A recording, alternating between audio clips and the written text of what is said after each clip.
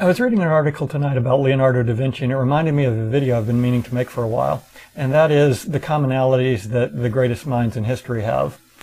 I think most people would agree that what makes us consider people like Leonardo da Vinci or Tesla or Benjamin Franklin, what makes those people great was that they had inspiration and creativity, something beyond just basic memory. At least with memory you can come up with a theory as to how it would work in the mind, because we know how it works in a computer and you can translate mechanistic models like that into the mind. But with something like creativity or inspiration or higher reason, they seem much more related to consciousness itself, something that we can't even theorize as to how it arises in the mind.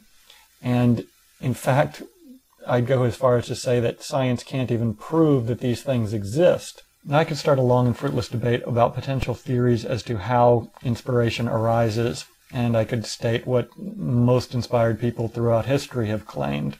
I kind of went into that in a past video called Consciousness, Science, and Suffering if you're interested in reviewing that.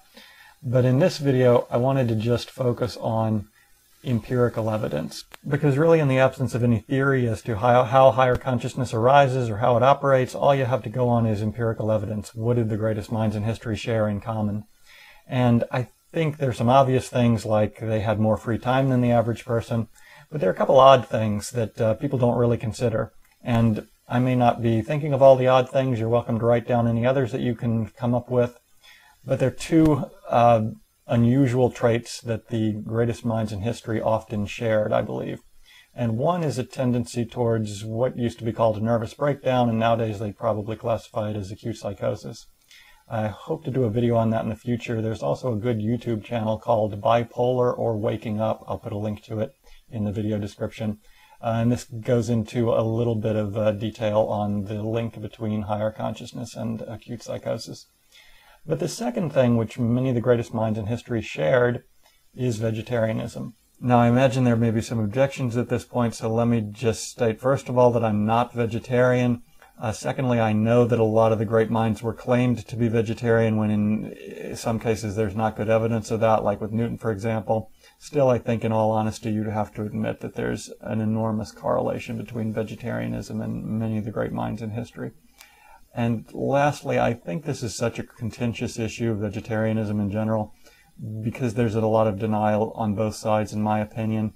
Some vegetarians don't want to begin to hear anything negative about the diet. And then in the general population, I think most people would rather just block out this topic entirely, and they often get upset if they even have to think about it. This was clearly a topic of importance to many of the great minds in history, though, and I guess the first theory on that is that these people were just generally more broad-minded, more aware, and more likely to recognize ethical implications regarding diet, and therefore more likely to at least look into vegetarianism or become vegetarians.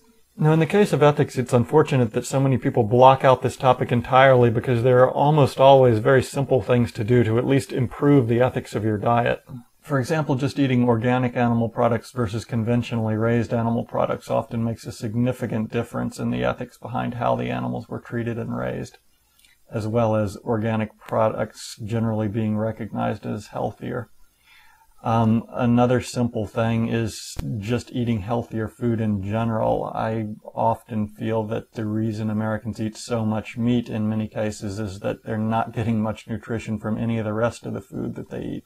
So in my opinion, it's really useful to at least consider this topic the way the greatest minds in history did, rather than simply blocking it out the way the vast majority of people do. Because it's almost always possible to find numerous simple ways to improve the ethics of your diet. There is a second theory, though, as to why so many of the great minds in history have been associated with vegetarianism, and that is that the actual practice of vegetarianism perhaps in some way helped these people to elevate their level of consciousness. And I know that seems very controversial, but remember that the entire concept of consciousness is something which is currently beyond scientific understanding. And if you look at many of the historical systems worldwide for elevating consciousness, you'll often, in fact usually I think, find a promotion of vegetarianism. So I know it's a really controversial topic. I'm just putting it out there for people to consider. As I said before, I'm not 100% vegetarian myself. I'm not making any claims about the health benefits of vegetarianism. That's a whole nother controversial topic, and my personal opinion on that is that ideal diet probably varies a lot from one individual to the other. And the only way you can really know how a diet is going to affect you is to experiment around with different diets and try to find which one works best for you.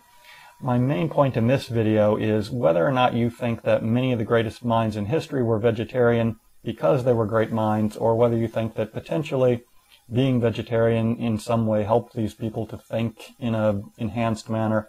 Either way, it's something that I always felt was worth looking into further and worth experimenting with.